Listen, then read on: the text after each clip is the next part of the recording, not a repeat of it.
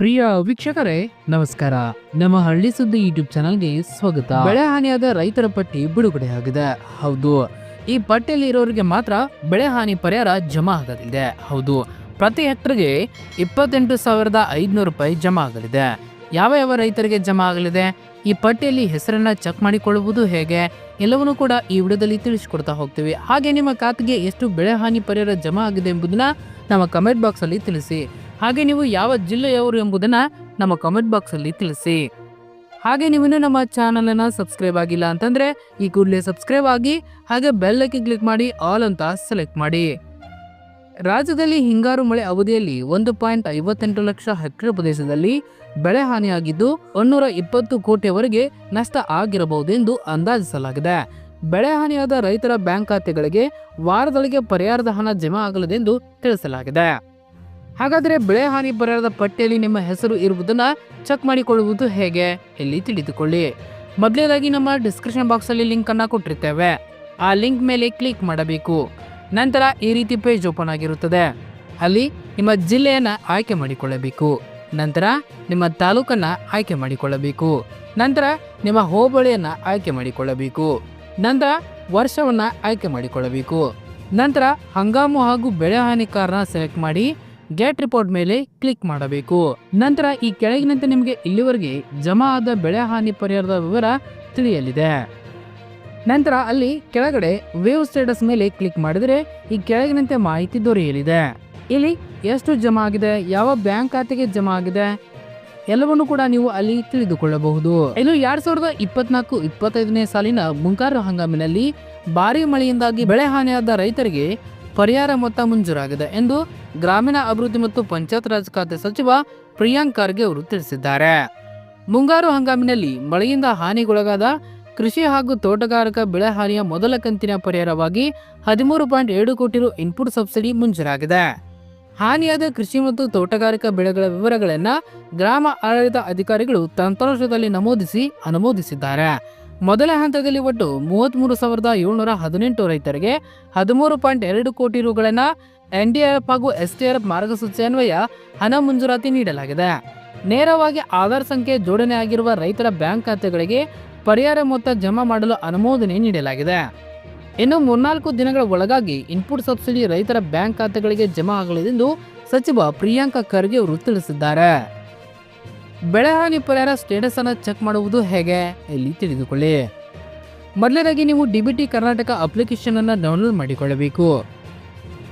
ನಂತರ ನಿಮ್ಮ ಆಧಾರ್ ನಂಬರ್ ಅನ್ನು ಹಾಕಿ ಗೆಟ್ OTP ಮೇಲೆ ಕ್ಲಿಕ್ ಮಾಡಬೇಕು.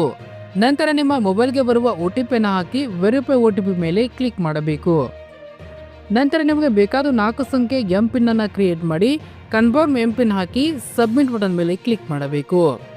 ನಂತರ ಪೇಮೆಂಟ್ ಸ್ಟೇಟಸ್ ಮೇಲೆ ಕ್ಲಿಕ್ ಮಾಡಬೇಕು. ನಂತರ input subsidy for crop loss ಮೇಲೆ ಕ್ಲಿಕ್ ಮಾಡಿದರೆ ಈ ರೀತಿ ಪೇಜ್ ಓಪನ್ ಆಗಿರುತ್ತದೆ. ನಂತರ ಈ ಕೆಳಗಿನಂತೆ ಇಲ್ಲಿವರೆಗೆ ಜಮಾ ಆದ ಬೆಳೆ ಹಾನಿ ಪರಿಹಾರದ ವಿವರ ಇಲ್ಲಿ ಸಿಗಲಿದೆ. ಎಷ್ಟು ಜಮಾ ಆಗಿದೆ, ಎಷ್ಟು ಕಂತುಗಳು ಜಮಾ ಆಗಿದೆ, ಎಲ್ಲವನ್ನೂ ಕೂಡ ಅಲ್ಲಿ ತಿಳಿದುಕೊಳ್ಳಬಹುದು. ಇನ್ನು ಇಲ್ಲಿವರೆಗೆ ಬೆಳೆ ಪರಿಹಾರ ಜಮಾ ಆದವರ ಪಟ್ಟಿ ಬಿಡುಗಡೆ ಆಗಿದೆ. ನಿಮಗೆ ಎಷ್ಟು ಜಮಾ ಆಗಿದೆ ಇಲ್ಲಿ ಚೆಕ್ ಮಾಡಿಕೊಳ್ಳಿ. 2024-25ನೇ ಸಾಲಿನ ಮುಂಗಾರು ಹಂಗಾಮಿನಲ್ಲಿ ಭಾರಿ ಮಳೆಯಿಂದಾಗಿ ಬೆಳೆ ಹಾನಿ ಒಳಗಾದ ರೈತರಿಗೆ ಪರಿಹಾರದ ಮೊತ್ತ ಮಂಜೂರಾಗಿದೆ ಎಂದು ಗ್ರಾಮೀಣಾಭಿವೃದ್ಧಿ ಮತ್ತು ಪಂಚಾಯತ್ ರಾಜ್ ಖಾತೆ ಸಚಿವ ಪ್ರಿಯಾಂಕ್ ಖರ್ಗೆ ಅವರು ತಿಳಿಸಿದ್ದಾರೆ. ಮುಂಗಾರು ಹಂಗಾಮಿನಲ್ಲಿ ಮಳೆಯಿಂದ ಹಾನಿಗೊಳಗಾದ ಕೃಷಿ ಹಾಗೂ ತೋಟಗಾರಿಕಾ ಬೆಳೆ ಹಾನಿಯ ಮೊದಲ ಕಂತಿನ ಪರಿಹಾರವಾಗಿ 13.7 ಕೋಟಿ ರು ಇನ್ಪುಟ್ ಸಬ್ಸಿಡಿ ಮಂಜೂರಾಗಿದೆ.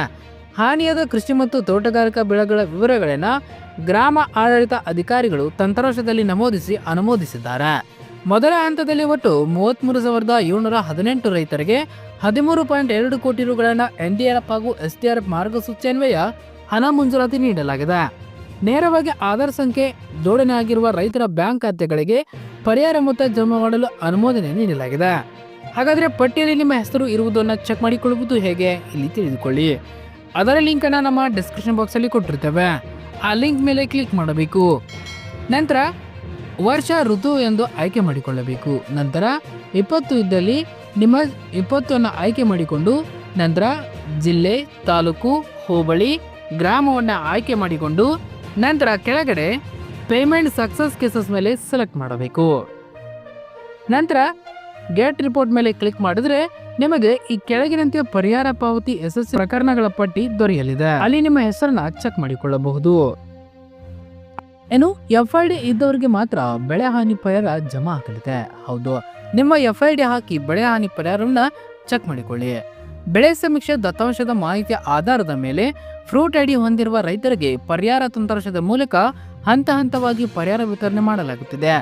ಸರ್ಕಾರದಿಂದ ನೇರವಾಗಿ ರೈತರ ಬ್ಯಾಂಕ್ ಖಾತೆಗಳಿಗೆ ಪರಿಹಾರ ದರವನ್ನು ಜಮಾ ಮಾಡಲಾಗಿದೆ. ಬಾಕಿ ಉಳಿದ ಅರ್ಹ ರೈತರಿಗೆ ಹಂತ ಹಂತವಾಗಿ ಪರಿಹಾರ ಪಾವತಿಸುವ ಕಾರ್ಯವು ಪ್ರಗತಿಯ ಹಂತದಲ್ಲಿದ್ದು ತುರ್ತಾಗಿ ಕ್ರಮ ಕೈಗೊಳ್ಳಲಾಗುವುದು. ಈಗಾಗಲೇ ಅನುಮೋದನೆ ನೀಡಿರುವ ರೈತರ ಮಾಹಿತಿ ಪಟ್ಟಿಯನ್ನ ನಾಡ ಕಚೇರಿಗಳು ಹಾಗೂ ಗ್ರಾಮ ಪಂಚಾಯತ್ಗಳು, ರೈತ ಸಂಪರ್ಕ ಕೇಂದ್ರಗಳು ಹಾಗೂ ತಹಸೀಲ್ದಾರ್ ಕಾರ್ಯಾಲಯ ಸೂಚನಾ ಫಲಕದಲ್ಲಿ ಪ್ರಕಟಿಸಲಾಗಿದೆ. ಬೆಳೆ ಹಾನಿ ಪರಿಹಾರ ಪಡೆದುಕೊಳ್ಳಲು ಫ್ರೂಟ್ ಐಡಿ ಕಡ್ಡಾಯವಾಗಿರುವುದರಿಂದ ಇದುವರೆಗೆ ಫ್ರೂಟ್ ಐಡಿ ಮಾಡಿಸಿಕೊಳ್ಳದೇ ಇರುವ ರೈತರು ನಿಗದಿತ ಅವಧಿಯಲ್ಲಿ ತಮ್ಮ ಆಧಾರ್ ಬ್ಯಾಂಕ್ ಖಾತೆ ವಿವರ ಹಾಗೂ ಪಹಣಿಯ ಮಾಹಿತಿಯನ್ನ ಗ್ರಾಮ ಆಡಳಿತ ಅಧಿಕಾರಿಗಳಿಗೆ ಅಥವಾ ರೈತ ಸಂಪರ್ಕ ಕೇಂದ್ರಗಳಿಗೆ ಭೇಟಿ ನೀಡಿ ನೀವು ಫ್ರೂಟ್ ಐಡಿಯನ್ನ ಮಾಡಿಸಿಕೊಳ್ಳಬೇಕು. ಫ್ರೂಟ್ ಐಡಿ ಇಲ್ಲದ ರೈತರು ಬೆಳೆ ಪರಿಹಾರ ಪಡೆಯಲು ಸಾಧ್ಯವಾಗುವುದಿಲ್ಲವೆಂದು ಅವರು ತಿಳಿಸಿದ್ದಾರೆ. ಮೊದಲು ನಿಮ್ಮ FID ನಂಬರ್ ಇದೆಯಾ ಇಲ್ವಾ ಒಂದ್ಸಾರಿ ಚೆಕ್ ಮಾಡಿಕೊಳ್ಳಿ. ಹೌದು, FID ಇರುವುದನ್ನು ಚೆಕ್ ಮಾಡಿಕೊಳ್ಳುವುದು ಹೇಗೆ? ಹೌದು, FID ಇರುವುದನ್ನು ಚೆಕ್ ಮಾಡಲು ನಮ್ಮ ಡಿಸ್ಕ್ರಿಪ್ಷನ್ ಬಾಕ್ಸಲ್ಲಿ ಲಿಂಕ್ ಅನ್ನ ಕೊಟ್ಟಿರ್ತೇವೆ. ಆ ಲಿಂಕ್ ಮೇಲೆ ಕ್ಲಿಕ್ ಮಾಡಿದ್ರೆ ಈ ರೀತಿ ಪೇಜ್ ಓಪನ್ ಆಗಿರುತ್ತದೆ. ನಂತರ ಅಲ್ಲಿ ನಿಮ್ಮ ಆಧಾರ್ ನಂಬರ್ ಅನ್ನ ಹಾಕಬೇಕು. ನಂತರ ಮುಂದಿನ ಆಪ್ಷನ್ ಮೇಲೆ ಕ್ಲಿಕ್ ಮಾಡಿದರೆ ಈ ರೀತಿ ನಿಮ್ಮ ಆಧಾರ್ ನಂಬರ್ ಹಾಗೂ ನಿಮ್ಮ PMK ID ಗೊತ್ತಾಗುತ್ತದೆ. ಅದರ ಕೆಳಗಡೆ ನಿಮ್ಮ ಹೆಸರು ಇರುತ್ತದೆ. LD ಇದ್ರೆ ಮಾತ್ರ ನಿಮಗೆ ಬೆಳೆ ಹಾನಿ ಪರಿಹಾರ ಜಮಾ ಆಗಲಿದೆ. ಬೆಳೆ ಸಮೀಕ್ಷೆ ಮಾಡಿದ್ರೆ ಮಾತ್ರ ನಿಮಗೆ ಬೆಳೆ ಹಾನಿ ಪರಿಹಾರ ಜಮಾ ಆಗುತ್ತದೆ. ಹೌದು, ತಮ್ಮ ಮೊಬೈಲ್ ಮೂಲಕ ಬೆಳೆ ಸಮೀಕ್ಷೆ ಮಾಡಬಹುದು ಅಥವಾ ನೆರೆಯ ಖಾಸಗಿ ವ್ಯಕ್ತಿಗಳ ಮೊಬೈಲ್ ಮೂಲಕ ಜಮೀನುಗಳ ಸಮೀಕ್ಷೆ ನಡೆಸಲು ಅವಕಾಶ ಕಲ್ಪಿಸಲಾಗಿದೆ. ಆದರೆ ನಿಮ್ಮ ಜಮೀನಿನ ಸರ್ವೆ ನಂಬರ್ ಮತ್ತು ಜಮೀನಿನ ಫೋಟೋ ಅಪ್ಲೋಡ್ ಆಗಿದೆಯೋ ಇಲ್ಲವೋ ಎಂಬುದನ್ನು ತಿಳಿಯಲು ಮೊಬೈಲಲ್ಲಿ ಬೆಳೆ ದರ್ಶಕ ಆ್ಯಪ್ ಮೂಲಕ ಕ್ಷಣಾರ್ಧದಲ್ಲಿ ನೋಡಬಹುದು.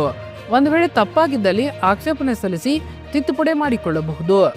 ಬೆಳೆ ದರ್ಶಕ ಆ್ಯಪ್ ಅನ್ನ ಇನ್ಸ್ಟಾಲ್ ಮಾಡಿಕೊಂಡು ನಂತರ ವರ್ಷ, ಋತು, ಜಿಲ್ಲೆ, ತಾಲೂಕು, ಹೋಬಳಿ, ಗ್ರಾಮವನ್ನು ಆಯ್ಕೆ ಮಾಡಿಕೊಂಡು ಇನ್ನಿತರ ಮಾಹಿತಿಯನ್ನು ನಮೂದಿಸಬೇಕು.